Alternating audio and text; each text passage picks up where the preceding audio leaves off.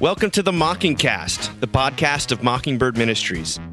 I'm David Zoll, your host, and in a few moments, I'll be joined by my co-hosts, Sarah Condon and RJ Heyman. We come to you every other week to discuss a few of the places where we currently see grace and its absence playing out in unexpected and compelling ways. We're glad to have you with us.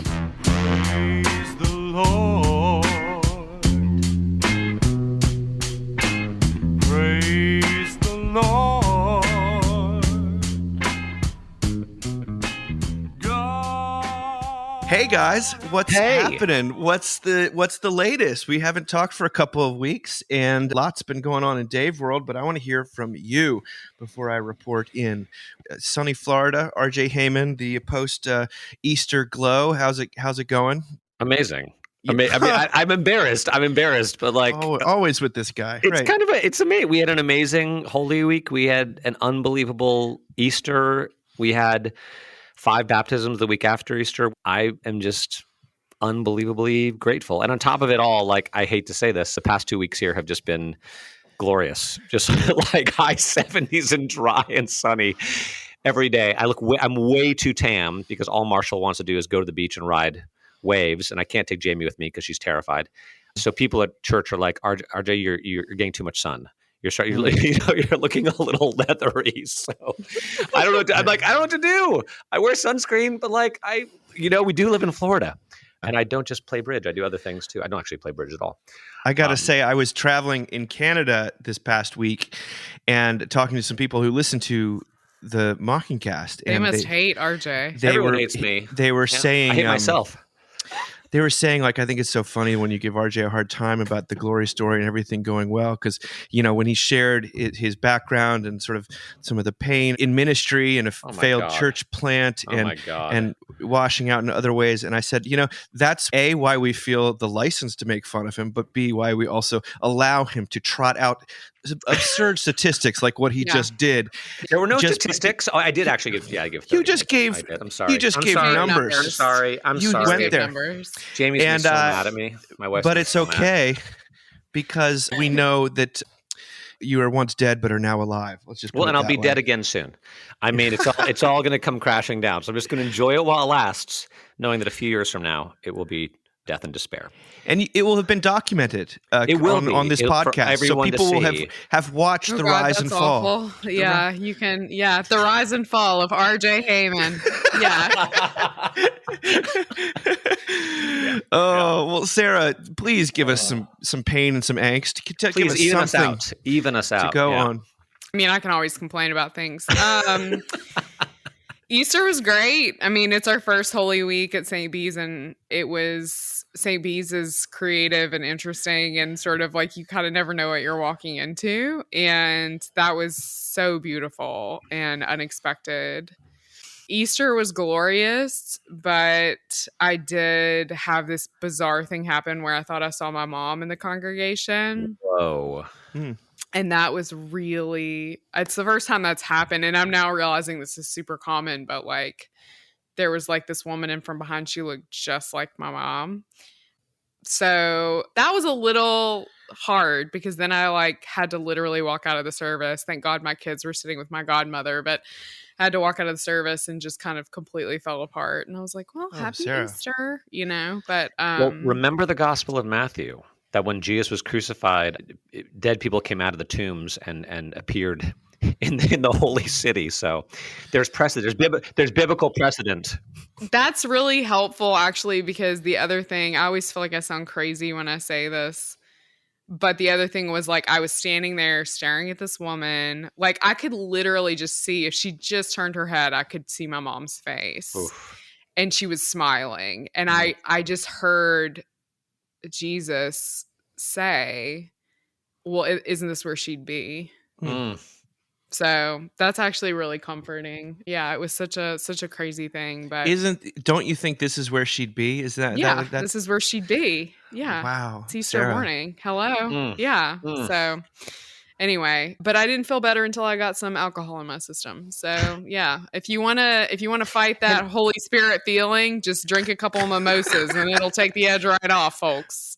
And in some sense, can I say she is there? Yeah. One thing I always sort of say at funeral, like I pray funerals, that these promises, right? What does Jesus say? Whenever two or more gathered in my name, I am there in the midst of them. And your mom is with Jesus right now. Yeah. Right. So like if Yeah. we're with Jesus and she's with Jesus, then like we are actually together, even though we just Yeah. can't quite see it right now. I mean, I was like fine with recognizing her until that was spoken over me. And then I was like, oh, hell no, I got to get out of here. I'm going to hyperventilate, Yeah, it's such a powerful and painful and beautiful like reality. So, yeah. Wow. Well, that's not complaining at all, but that's profound and serious and beautiful at the same time. So I guess I can complain. I've got terrible allergies. I mean, this is it's the like worst. Brutal. This is the period of the year, the 1 week where the pollen almost shuts down my entire existence. Like I just can't really operate in the world. RJ, do they have pollen in Florida? Oh, a lot. Tons. Oh, yeah. Okay. That makes me feel But do you know why allergies are so bad? Why? It's because there was this policy in America to only plant male trees because female trees produce fruit, and fruit is like a pain to clean up. But all these male trees just pour out pollen. So like basically every municipality across the country only planted male trees. That's why there's so much pollen in the air. That's insane. News For the last century. Yeah. Wow, that's a lot of trees. I mean, we need more trees, I think. But, we need more trees. But easy with the pollen, folks. Exactly. Easy with the pollen. I've been traveling a bunch, and it was almost unintentional. But I went up to Calgary, north of Calgary in Canada, to Canmore, very close to Banff, and just had no idea what I was getting into. I was there for a theological conference, the Canadian Rockies Theological Conference. And so cool. I didn't realize that it was like one of the most beautiful places on the planet Earth. Yeah. And then it's I mean, I feel like I'm so spoiled with travel at the moment because I got to do the Sundance thing in Park City. This feels not unlike that. Dave's all? Except for a little less commercial. Like the Mockingbird jet? Nicer. The Mocking jet? Exactly. Spirit Airlines. That's what Spirit. Well, we're also should mention we are a week out, or by the time this comes out, a week out from our conference in New York City. I'm so excited. I'm so excited to see the two of you. We're going to record one in person, and we're overflowing with people right now. So if people want to come, drop in and say hi. I'm not sure there's any food or drink for you, but we would love to see you. Bring your own. Bring your own. And do not even attempt to use the bathroom. So that was people don't realize the reason the cap. There's a park across the street. The cap on the Mockingbird Conference in New York has nothing to do with whether or not people can find seats. There's plenty of seats in this sanctuary. It has everything to do with the infrastructure in the bathrooms, which were such an afterthought as to almost be non-existent. So thank you to Calvary St. George's, wonderful friends there, and what they put up with and the strain on their plumbing. You need a toilet trailer. You need one of those like high-end toilet trailers. We had one year, and guess what happened? It didn't. It overflowed. It stopped working. No, ticketed. No. The homeless people used It's New York City. You have to have a full-time security person security there. guard. Oh, no. Someone went in there and passed out. Oh my gosh. Was it you, Dave? Was it you? Enjoy your forgiveness. Enjoy your forgiveness, but please don't enjoy it in the porta potty. Passed out in the toilet. Enjoy it in the park over there, not in the porta I'm potty. sorry, but all I'm hearing is Mockingbird has a homeless ministry. That's all I'm hearing right now. Okay? Praise the Lord. Well, you all, let me ask you this question before we jump into this first piece. Do you like to make brownies and sort of the cake mixes and stuff like that with your kids? Do you ever do Betty Crocker? I'm doing it tonight. Really? With Annie. Yes. What's your favorite, Sarah? The Ghirardelli, because Annie calls it we got to work on Annie's letters. Annie calls it Chardonnay.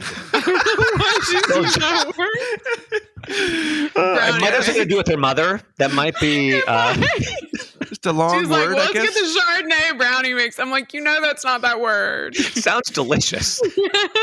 I guess GH looks a little like CH. I mean, I think that may be the issue.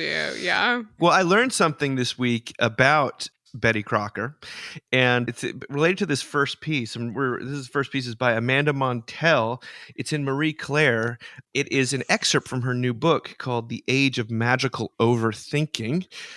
She talks about hobbies. In particular, she talks about adopting the hobby of flipping furniture at the behest of a therapist who said she needed to do something with her hands to help her root her in the present.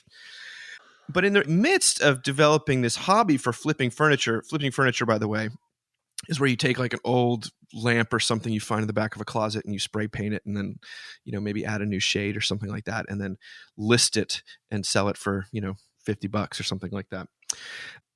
But she reflects on the power of the homemade. And we're going to get to Betty Crocker here. She says, nothing satisfies the spirit quite like building something yourself. At the same time, nothing has ever warped my perception of value with such efficiency.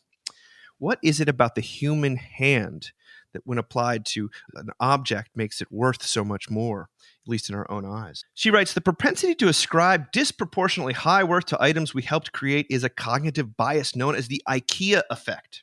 Its delightful name is an homage to the Swedish furniture company, whose affordable products require assembly. Spending long nights splayed on the floor, struggling to piece together some sort of a bed frame is practically a coming-of-age ritual in our culture, a contemporary rite of passage as significant as the Amish Rumspringa.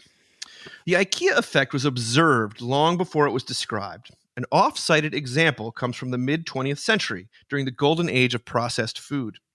As the anecdote goes, in 1947, General Mills launched a new line of Betty Crocker instant cake mixes that tasted nearly indistinguishable from the stuff made from scratch. The product took off at first, but sales eventually slowed to a near halt. In a state of consternation, General Mills solicited the analysis of a Freudian psychologist who determined that the sales decline was a result of guilt. Homemakers felt that if all they did was add water, the cake was not truly theirs. They couldn't proudly tell their husbands and children that they'd prepared the fluffy confection with their own two hands. So General Mills responded with an unexpected marketing pivot. They relaunched the instant cake mixes with a new slogan, add an egg. Now, baking was easy, but not too easy. Betty Crocker's sales soared. We like things better, she writes, when we've had a hand in creating them. According to the IKEA effect's coiners, this fact isn't due merely to guilt, but rather something more existential. What truly displeased Betty Crocker consumers, they argued, was the sobering shock of insignificance. New technology insinuated that mothers' home cooking, and thus mothers themselves, were unnecessary. No one likes the feeling of being rendered irrelevant. The cake mix did not technically require additional ingredients, labor, or expertise, but that egg fulfilled consumers' desires for affectance, the spiritually satisfying notion that we caused something to happen in the world. The egg made people feel like they mattered. Now I'm going to continue reading from Montel, but I'm just wondering what you make of this fascinating add an egg being the I almost, as a Christian, I cannot help but see it a little bit as a metaphor for God, and that God almost allows us to feel like we're adding something, even though it's completely unnecessary to the sort of God-human relationship or the salvation tango, as it were. But I also do enjoy the cracking of the egg as my kid's favorite part of that whenever we make brownies or cookies or something like that. But what do you think about the IKEA effect? Do you notice it yourself? It's funny. So my mom loved baking mixes, and as college students are often want to do, I went to college and started like actually baking, like because I had a kitchen, and I remember saying to her like really judgmentally, like, you never made anything from scratch, or like you made two things from scratch, but you didn't make anything else from scratch. And I could tell she felt bad. And now that I'm a mother and like I can't even fathom getting out a measuring cup right now. It was so hard to not say the F word before I said measuring cup. Like they're like this minor miracle to me that my kid can feel like loved and taken care of. And, so I mean, that definitely occurs to me. I wonder when you talk about this from a theological perspective, if like, but that's part of the grace of God, is that God knows that his creation needs to feel like we're doing something, like just for our brains and our hearts. Mm-hmm. And so that's why, we sort of feel that way sometimes. And then, of course, then you're given these like crazy moments of awe when you realize like you aren't doing anything, which is also grace. So I don't know. No, she writes that we need the allegorical egg. The egg gives us purpose. The egg tells us we deserve to be here. And there's a grace in God sort of allowing us to feel that way, even if it warps very quickly into self-righteousness. But yeah. RJ, what were you about to say? I don't bake. Jamie does, though. She is amazing. And she does do she cookies, like her oatmeal chocolate chip cookies are like the best thing on the face of the planet. And she'll make them like once a month when she just feels like it. And then she'll wrap up half of them and send them to our kids in college. And like, they're just so excited to get them. So she's great that way. I like to cook, but I'm not a big baker. It made me think, sorry to be the Bible guy, but it totally makes me think of Ephesians like 2:8-10. Never apologize for being the Bible guy. Well, I don't know. Where are we? Everyone's pushing the fast forward 30 seconds button on their phone right now. No, they're not. No. They do that when David reads. They do that when absolutely. That's when they do it.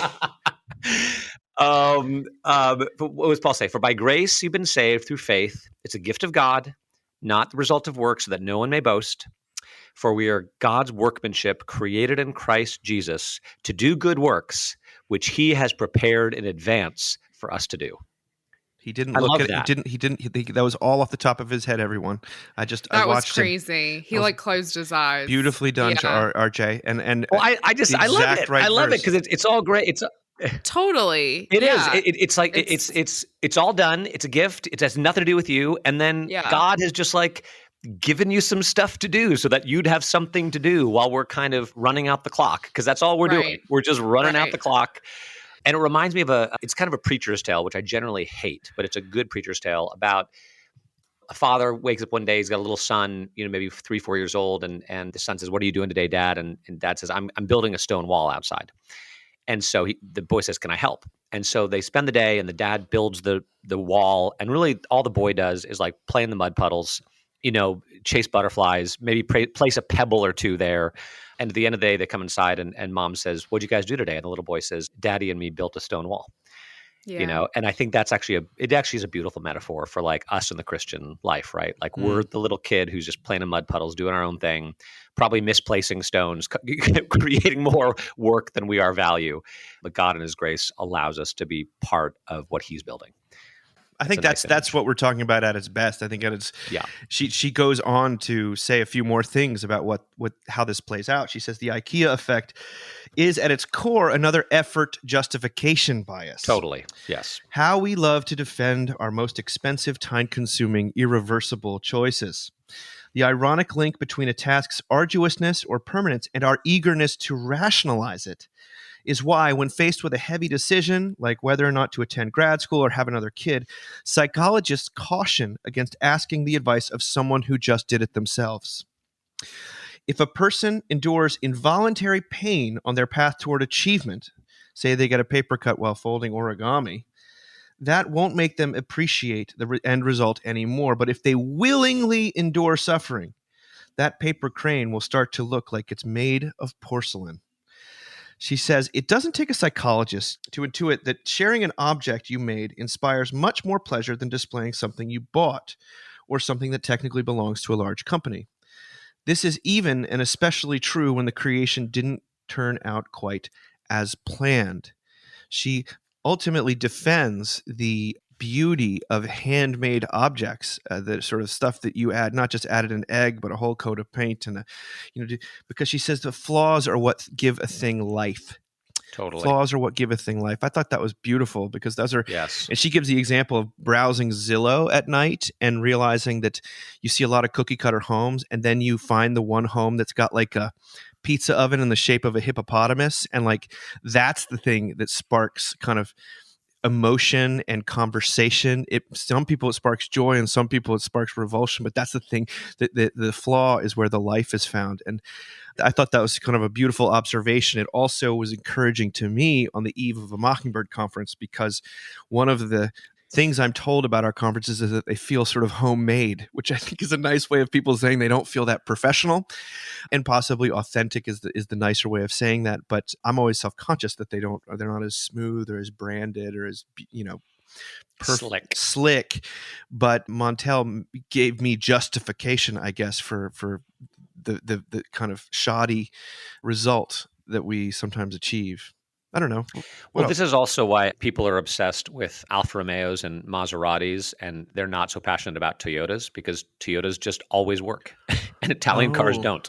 But it's the flaws that make them interesting. I mean, they're fast and fun, but they also break down, and it's kind of your temperamental mistress, something like that. There was also an article recently about this AI program that film people are using to kind of clean up old movies and make them a little bit better, like remove the static, remove the overexposures, and like film lovers are freaking out because they're like, no, don't take out the flaws. Like, that's what makes it interesting. Like, we don't want it perfect. Yeah. We want it a little, authentic, a little more authentic. Interesting. That's why Nick Cave doesn't like AI written songs. What else? Do you have anything else to say about this, Sarah, as you prepare to make Chardonnay brownies? Yeah, I just want to say, for anybody who's listening to this who doesn't do stuff with their hands, I hate to do stuff with my hands. I'd much rather buy it at TJ Maxx. So I just marvel that there are people that exist in the world that are like, you know what I'm going to do? I'm going to spray paint this chair. So yeah, that's the only thing that I'm like, there's so... She does all that. She's amazing. Wait, I recall a story, Sarah, of you spray painting like a couch or something like that, or lawn furniture. Am I wrong? Oh, yeah. I mean, sure. And it's ugly. Once and you don't like it.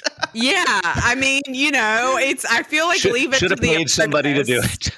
Yeah. Should have paid somebody. I don't know. It's just, I don't look at it and feel warmth. You know what I mean? I look at it, I'm like, damn, that is ugly, but I'm not going to do it again. So anyway. You learned your lesson. I learned my lesson. Yeah. Well, on to the next thing, which also all of these first three articles have to do with sort of the longing for reality and kind of humanity and just real life in a world that feels automated and sometimes consumer driven and even AI driven. This is from our friend Sarah Hinlicky Wilson, who writes a wonderful newsletter called Theology and a Recipe. And she wrote one called Bad Pie. Now, I'm not going to read the section about bad pie because that's great, but she lives in Tokyo. She's a theologian who lives in Japan. I've been spending a lot of time in Japan in my imagination because I've been watching Shogun and Tokyo Vice. And she asks in this newsletter, she says, because how many things do we now know only in their fake versions? So this goes from furniture flipping or the IKEA effect into something quite a bit darker. She said there's a new memoir that's come out in Japan and has done extremely well. It's called Rental Person Who Does Nothing. Came out this year. It's a memoir by a man who lives in Tokyo who concluded that he had no skills at anything and moreover didn't want to do anything. So he started offering his nothing on Twitter. If you needed a human being around, not to do anything, but just to be there, you could ask him.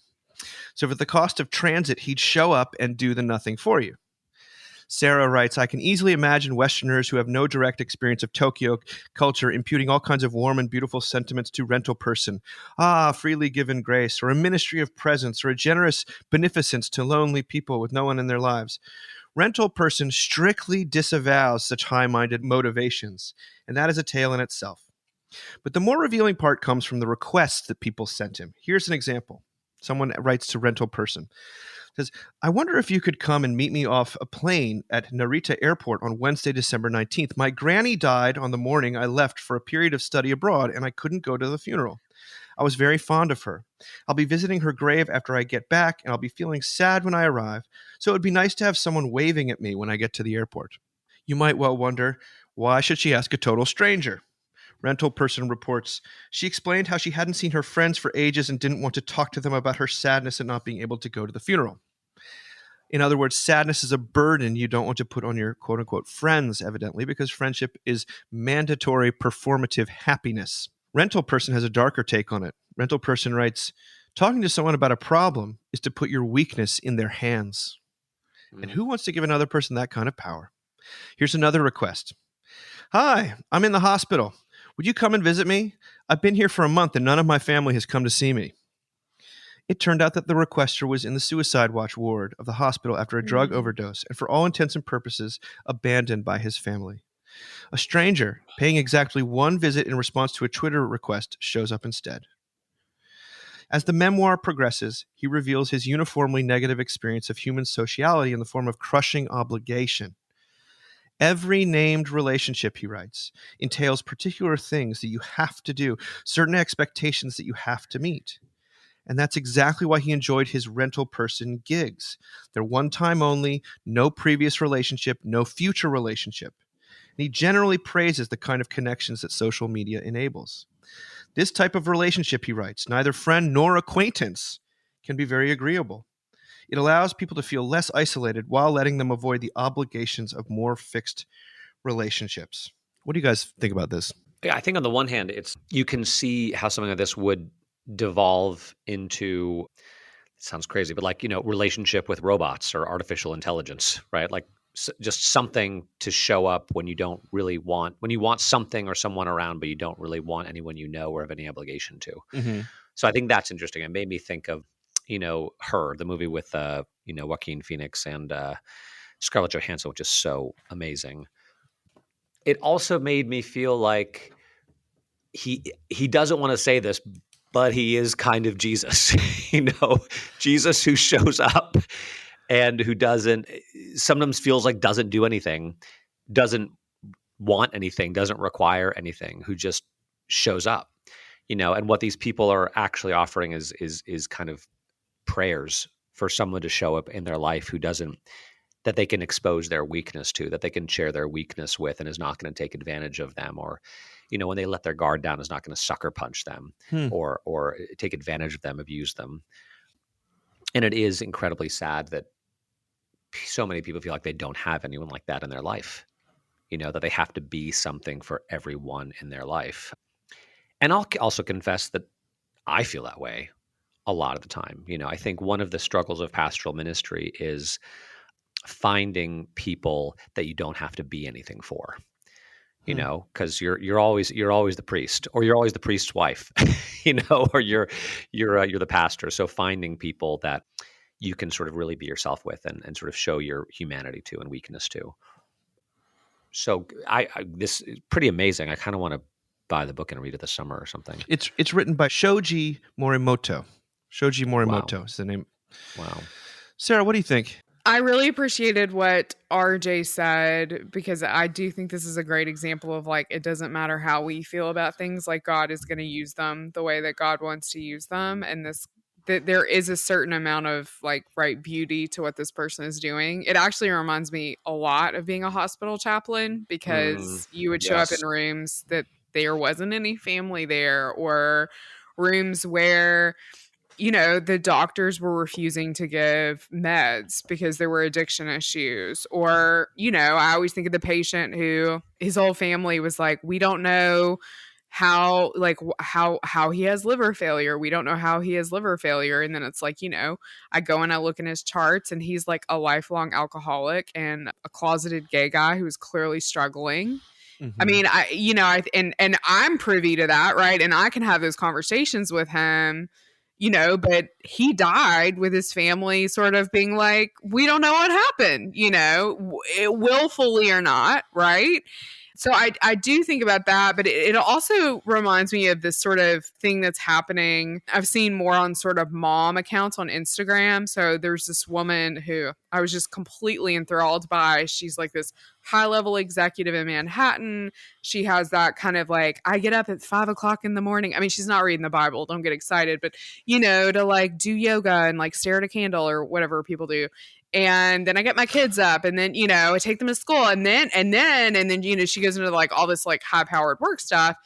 And she talked about like how one of the important keys to that is that she only has low maintenance friendships. Oof. Yes. Right. People are exhausting. Right. Meaning work takes up a huge, I mean, this is the kind of lady that when she's not working during the day, she's doing some symposium on women in leadership that night. You know what I mean? Like, and kind of an endless justification of self at its worst. And she basically doesn't have friends. I mean, that's like what, you know what I mean? Like that's, you can't. Yeah. And I was just like, this is bleak. Like this really, I thought this was going to make me want to get up in the morning and stare at a candle, but I think I'm just going to sleep in and like text my friends in the morning over my cup of coffee. Like, do you know what I mean? Like it just was like really such a bummer, but it reminds me of this, like, how can we, like, I feel like low maintenance friends is like, I feel like there are low maintenance marriages. I don't know if anybody is like actually saying that now, but I think there's a lot, you know, I think there's this idea of like, we're just going to function in the same space and not spend the time like being vulnerable to each other and going deeper. And I mean, life is really short, you guys, you know, it's like, Sarah Wilson is basically saying this is a very thin replica of the real thing. That when this becomes what people, the only thing they know, it's better than nothing.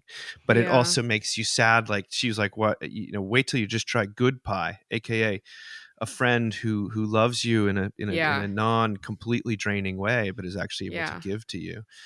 It's actually, I mean, I've never hired a prostitute, but I do wonder about the emptiness one feels, right? When you have this intimacy with this person, and then it's relational prostitution.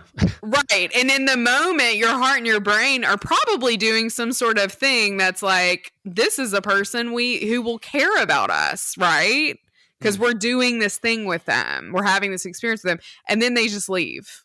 So I don't know if it's better. Do you feel better afterwards? I don't know. Yeah, I don't know. Well, I can neither confirm or deny, but I do think that there, like, I'm also reminded, remember the Craigslist confessional stuff where that Helena, who spoke at our conference a few years ago, and she just offered to listen to people and basically just be a warm body and sort of, and I mean, there's a little more there's active listening that she was doing with people, but she wasn't contributing anything to the equation technically other than sort of just being a person. Right. And there is something gracious about that. And but I do love how Sarah Wilson is able to sort of like, well, before you go down that rabbit hole of like a ministry of presence, just know that the person here who's doing it was very cynical about the whole thing and basically saying, I like this because I get to interact with people without having to reveal myself or contribute in any conceivable way. So there is this kind of like, you know, when we're talking about, you know, the contributing to the God-human relationship, there's a little bit of a mirror of it here, but in this case it's quite a depressing one to me. And she says that she thinks Tokyo's just 10 years ahead of the rest of the world. I don't know if that's true, but perhaps again it puts church in the premium that of just being around other people that you're sort of obliged to greet and say hello to. Maybe that's another selling point for the church. Well, and I'll say, you know, last night we had a little Zoom with the bishop for our confirmands, and he asked them, you know, what they loved about the church, and I remember one person saying, like, you know, I live alone, you know, but at church I never feel alone. Yeah. You know, I always feel like people are with me and I have a community and I have a home and people care about me and they know me, and just how powerful that was in her life. So, well, we're going to move on to one more instance of the longing for connection and God, I think, meaning, purpose, as evidenced in the eclipse about a week after the solar eclipse that occupied all of our attention for about 3 to 4 minutes. And Todd Brewer wrote a wonderful piece on Mockingbird called Longing for Enchantment. This is what he writes. He says, you might have heard by now, but a few days ago, the sun was temporarily obscured by Earth's nearby satellite planet, the moon.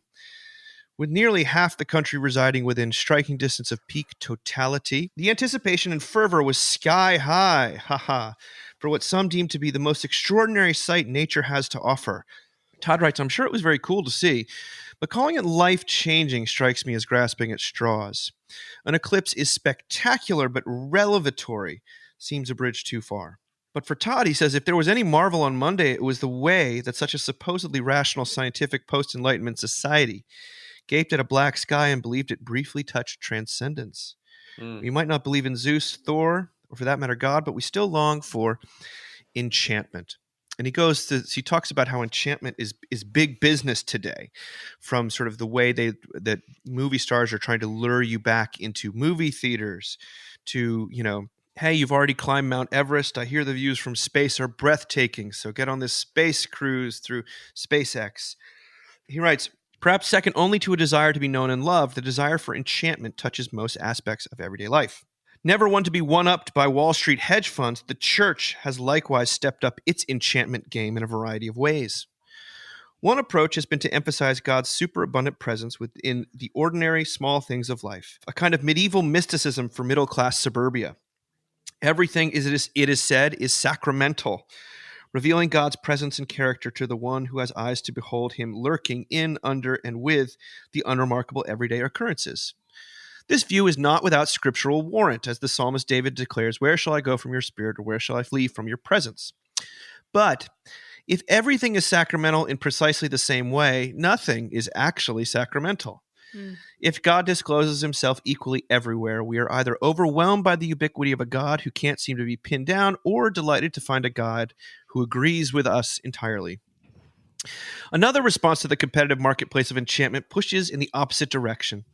Rather than elevating the everyday to sacramental status, the church should become more extraordinary and less profane.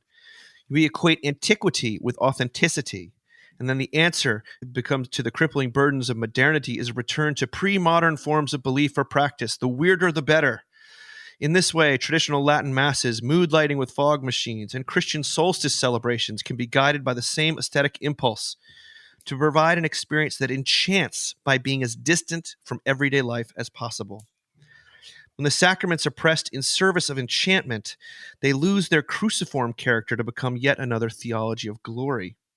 When the church takes part in the enchantment arms race, it obscures the very thing that makes it so unique. Christianity is very much weird and decidedly not modern, deserving of devotion and awe, but its glory and splendor always appears in the form of its opposite. I will read his doozy of a closing paragraph in a moment, but do you guys notice this, the yearning for enchantment and otherworldliness? And when I was traveling back from Canada, I have to say, I saw there were people with, I guess they're eclipse chasers, and they were wearing T-shirts about sort of like totality 2024, and they looked like, there's a real subculture that I had never known about. Pilgrims. And, it reminds me of that movie Twister. Yeah, I mean, I have friends who aren't believers who really, really, really love the eclipse, and who saw the one in 2017 and then was like, "This, like, I've got to, this have been planning for this one, right?" And they sent pictures to me, and there were like festivals that happened around this. I mean, it is very. There is a certain amount of like devotion, right? And even community, right? In these spaces. And then sort of like the cynical like church lady in me is like, damn, if y'all like that, you'd love Easter. It's like, I just like, if you really want to see like something crazy happen, come to Easter, find yourself an Easter vigil. Those are crazy. I mean, I don't want to just write off the fact that for some people, science is like beauty. Science feels like devotion. Science, Oh. Yeah, totally. Yeah, the Hubble telescope. Yeah, sure. Yeah, but it is science. It's not science, though. Well, I mean, it's science. It's the natural world, but I'm not sure I would call it science. Well, it's astronomy, right? I mean, it is like a science, like people are out there with telescopes, like, so it is this thing that we know is going to happen.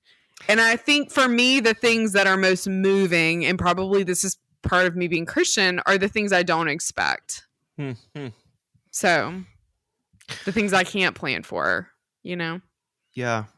I'm always reminded of Dr. Leo Spacemin in 30 Rock saying, medicine is not a science. Talk to a doctor. It's not. I'm just kidding. Well, it's an art. And Seriously. RJ, who we're getting it's an art. It's an art. Okay, all right. That's what they said. It's got a lot of guesswork. Yes, RJ, you've got things to say here. Just unload on us come here. on, RJ, tell us. What is science? Well, you know what I was doing during the eclipse? I was doing a wedding outside. Oh. And they had not planned it. It was a total coincidence. But I was doing a 3:30 p.m. like while totality was it wasn't happening in South Florida. It was only partiality. But it was during the eclipse, which was kind of wild. I didn't watch a lot of the coverage. I watched some of the coverage. I know people who watched a lot of the coverage. And apparently a lot of the coverage was kind of interesting because people talked over and over again about how unusual this is in the universe. That if you look in the universe, there's almost nowhere you can go where a moon is positioned in such a way that it is like exactly the same size as the star that a planet is orbiting. So it's like an infinitesimally, small chance that that would even occur. Then the fact that we're like the only known life in the universe here on this planet. And then the fact that we actually have the eyes and the brains to perceive this incredible thing and to marvel over it. And some commentators on TV were kind of like, it's the kind of thing that makes you maybe believe in God. Like maybe this is all just random chance. Or maybe this happens all over the universe because we live in the multiverse and blah, blah, blah. Who knows? But that's all speculation. What we know is this is a crazy, crazy thing. And maybe it is true that the heavens declare the glory of God and the firmament showeth his handiwork. Like maybe it's God just kind of showing off. And I know what you mean. Science, like, is it? I don't think it's. I think it's beauty. It's because we can't. There's a science to the about the light of it and the astronomy. I get what you're saying, but it's history. It's not probable. Let's put it that way. It's not probable that this would happen. It's not likely that this would happen. Interesting. But it happened. And everyone's like, oh my God, that's the most amazing. I mean, my boys were together on the quad in the University of Texas, and the Texas marching band was playing Thus Spake Zarathustra.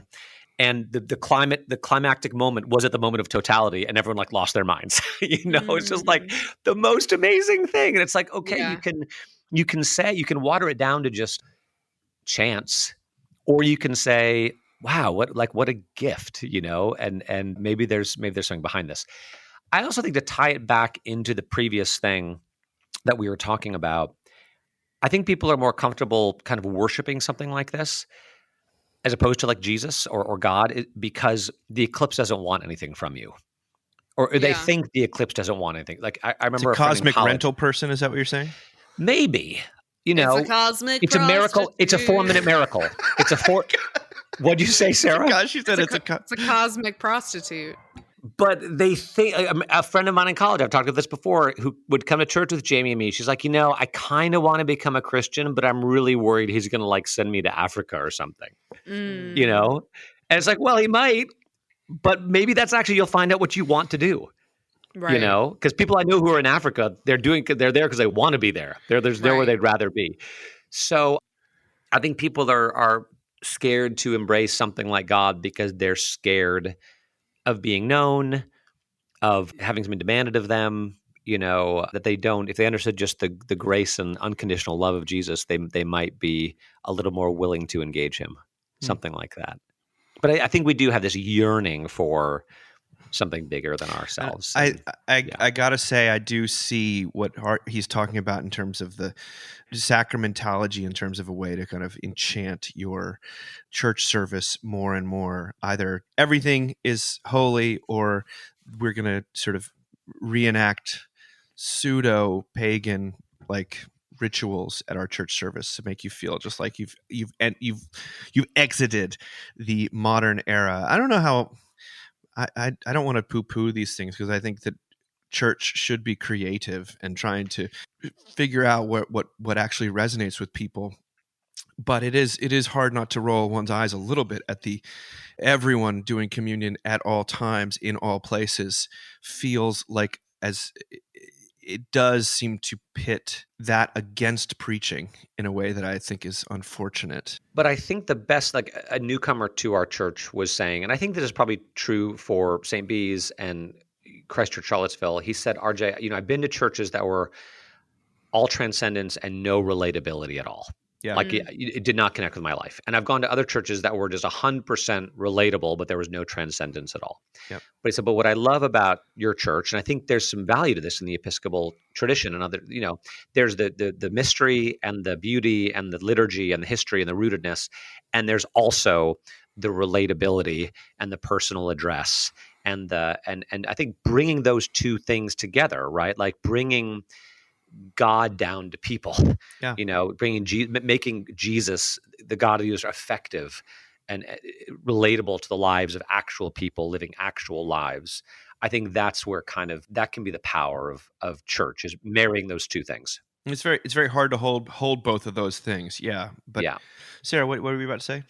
I don't know. I mean, I actually am quite moved by the idea of everybody doing communion all over the world across different denominations on a Sunday morning. Totally. I find that incredibly moving. Yes. And when I think about the different time zones and how there's just waves of this that happen around the globe, like that's really beautiful and moving. There's a sort of, I don't know that anyone actually says this out loud, and I probably shouldn't, but there's like a little bit of a joke to me at St. P's where there's like maybe this alternative congregation that just like hangs out and chats during church, because they come in eventually, right? But they're, I walked past the other day, and this wasn't during church, it was during formation, and there was like a picnic table full of dads y'all's age just hanging out. Love it. And I was like, that's incredible. Like, that's incredible. Like, that these guys are here, that they love each other enough and are in deep enough relationship that they want to spend this time together. Like, that's just as important to me as the formation happening, as the sacrament happening. And I think it's really beautiful when you can have that sort of all in the same space. I mean, you guys know me. I don't have the highest view of like the Eucharist, right? But I do think it is one of the remarkable, beautiful, transcendent things that happens. I guess what I'm trying to say is that one of the gifts of the Eucharist and doing communion is that what I love is that you can go to any number of churches and it's done well if they just sort of follow the liturgy, and it's great. Sure. Yeah.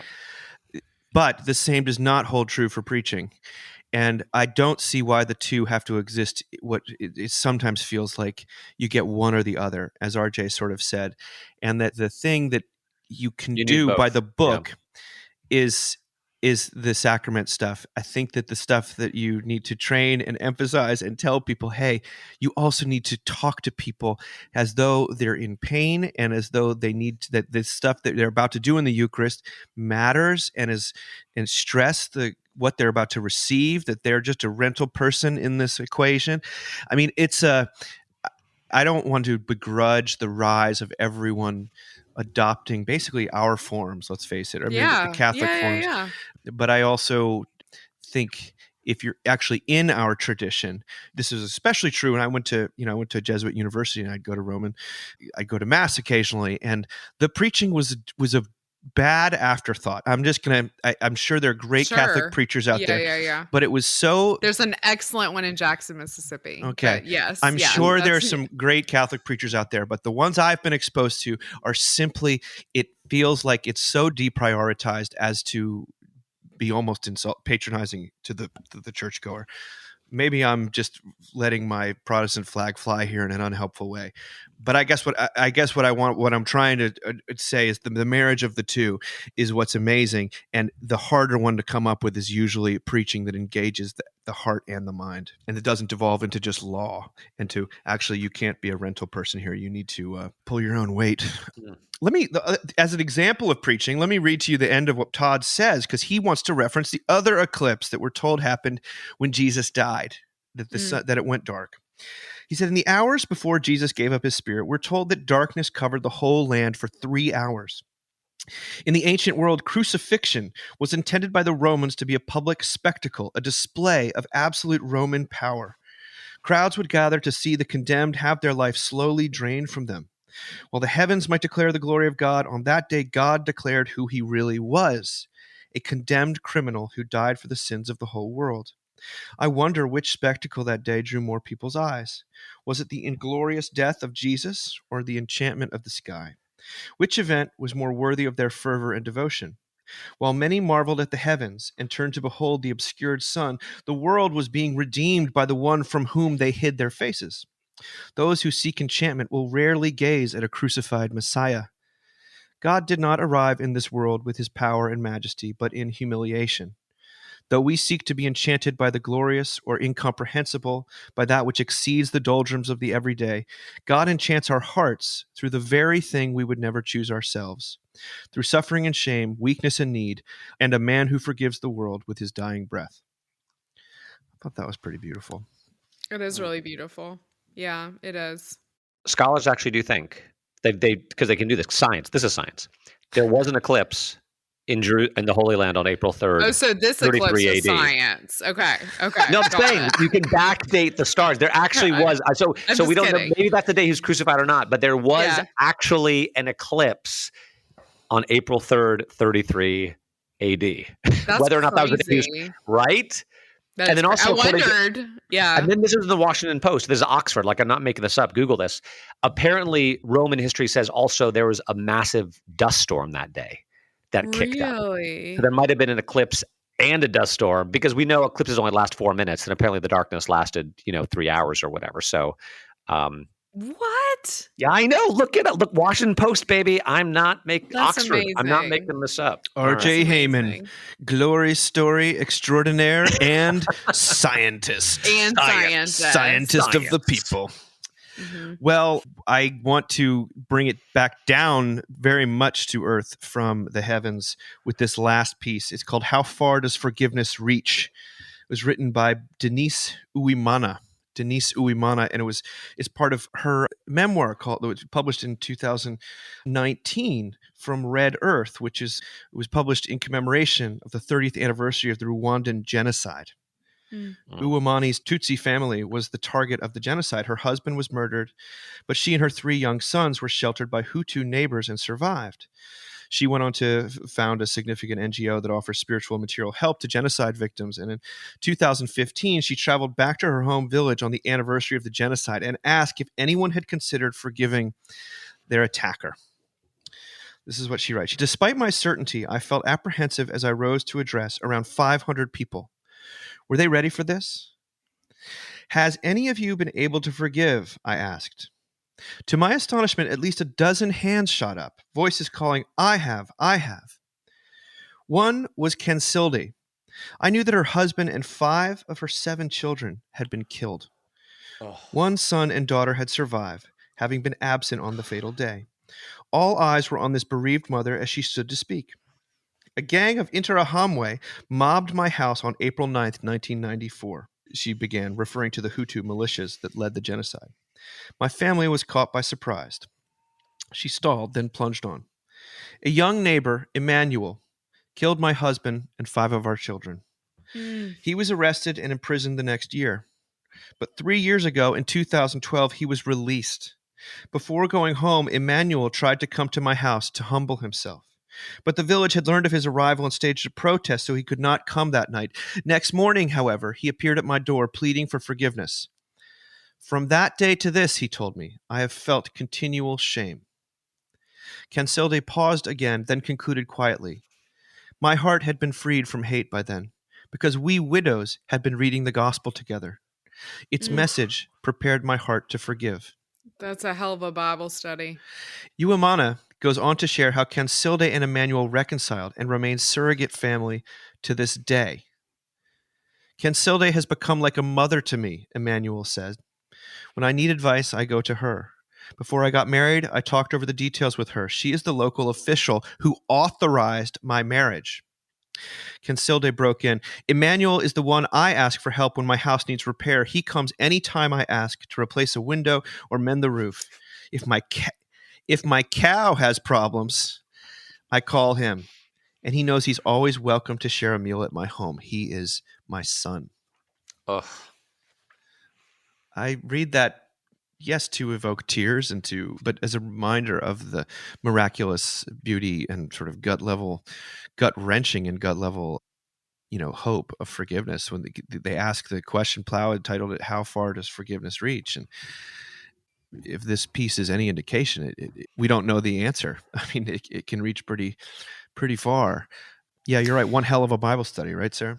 Yeah, can you imagine this group of like widows and they're just all sitting around reading the gospel together? Like, I mean, that's a women's Bible study. Like that's serious. So this has been on public radio a lot recently, and they were interviewing people sort of on either side of this and talking about this forgiveness that's come out of it. The Rwandan genocide, you mean? Yeah. I mean, it's interesting because it does make me think of sort of, what is it, the Truth and Reconciliation Council? Am I getting this right? From South Africa. South Africa. Yeah. No, I know. Okay. So from South Africa, and this doesn't seem to have like a phrase yet. I'm wondering sort of a lot of this feels more organic, right? This forgiveness and this sort of horrific event, which is fascinating to me. But anyway, I hear this gentleman talking, and he is one of the people who murdered other people, and he has been forgiven. And I heard this word that I've never heard before. The word is, and I'm not going to say it right because I think it's French, but genocidaire. And it is a person who murdered people in the genocide. And he said, like, which is like so interesting to me. It's so specific because he's not a murderer, right? He's not a rapist. He's not, right? He's a genocidaire. And he said, it doesn't matter how much they tell me they forgive me. And the interviewer said, well, how do you think of yourself today? And he said, I'll always be a genocidaire. Like that will always be who I am. That will always be a part of my identity. And it makes me think about a lot of things. I mean, we, praise God, have not had that kind of an experience in our lives, but it makes me think about, I know this sounds silly, but it makes me think about like the ways that we screw up as parents, or the ways we screw up in like relationships with our families, and how it doesn't matter that like there's been forgiveness offered, but that always feels like a part of who we are. And I think it's rare to meet a Christian that really feels like that's not who they are on some level, even if you fully understand grace and, have a capacity for all of these things. Like there's still part of you that identifies with that. I actually think you're a little like loopy and kidding yourself if you're not.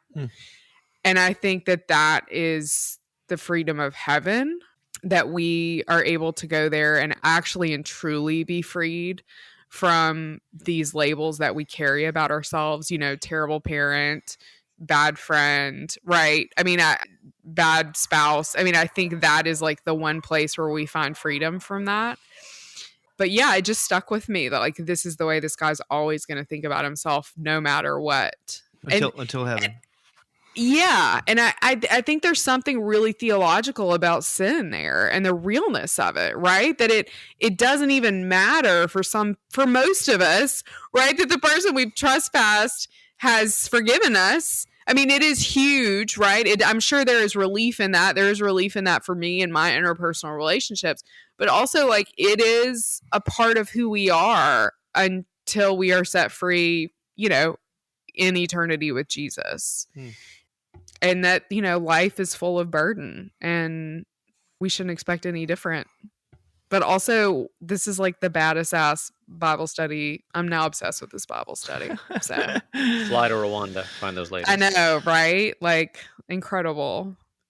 RJ, what do you have to say? Last I mean, on the here. dark side, the Rwandan genocide it's one of those things where like if you don't believe in demons, it's like what would possess people to slaughter a million of their neighbors? I know. In like 90 days. It's crazy. With machetes. Like we're not talking about, by hand. Right. It's just the most insane thing. Like it's just about the darkest thing you can possibly imagine. And not just one person who had a psychic break, but like a whole country. Like it's so sad and scary. And then as you were talking, Sarah, just thinking about, honestly, Paul, who said, this is a true saying and worthy of all men to be received, that Christ Jesus came into the world to save sinners, of whom I am the foremost. Mm-hmm. And that Paul was this morning's in our men's Bible study, someone called him an assassin. He was a Christian assassin, killing Mm-hmm. Christians, But I remember someone saying that the glory and wonder of the gospel is that when Paul entered heaven, he did it to the shouts and cheers of the people he had put to death, which is like, Wow. And that's the Rwandan genocide, right? Like that when that genocidaire enters heaven, he will do it to the celebrations of the people that he hacked to death with a machete. And they're going to live in perfect unity and love with each other and God forever.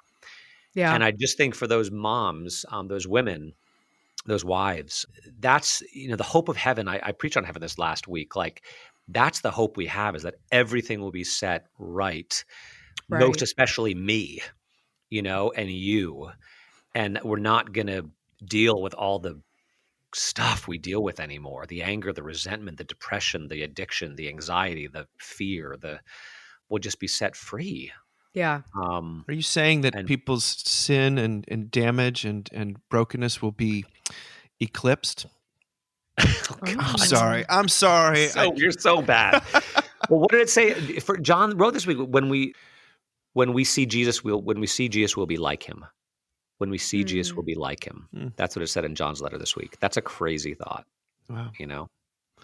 Well, that's hope. That's the shred of sometimes you feel that in your bones, and sometimes it's just the shred of a hope of a hope of a hope. But it certainly, if it's good enough for Kensilde, maybe it might be good enough for me. Oh my God. It's these are the women. I mean, these are the women. Like, these are the saints among us. Yeah. And I mean, I know RJ was going to close it out. RJ, I can't even handle what you just said though, about the idea of demons in this, because I think about sort of all of the other ways that people have gone through genocide, and it's always been more hidden than this. I mean, this was crazy, and for forgiveness to come out of this, I'm not someone to do the adoration of the saints, but how lucky would we be to stand in the hallway outside of that Bible study? Yeah. How lucky would we be to just stand by the door, Amen. So. Amen. Well, let's end it there. There's nothing else to say after that. Thank you both, and we'll see you. I will see the two of you in the flesh in New York City in a week, and hope to see as many of our listeners as possible. Especially, if you're in New York and you can't come to the whole conference, but can stop in for just the recording, which I think happens at 5 p.m. on Thursday, the 27th.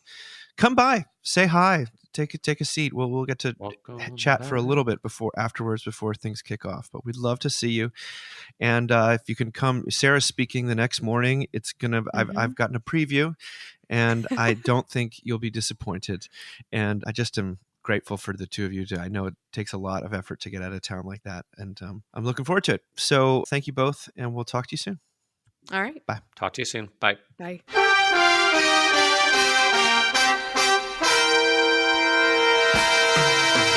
Thank you for listening. Remember, you can find us on the web at www.mbird.com. And we'd always love to hear from you at info@mbird.com. Audio production for the Mockingcast is provided by TJ Hester. And if you like what you've heard, please drop over to iTunes and leave us a rating or review. Until next time.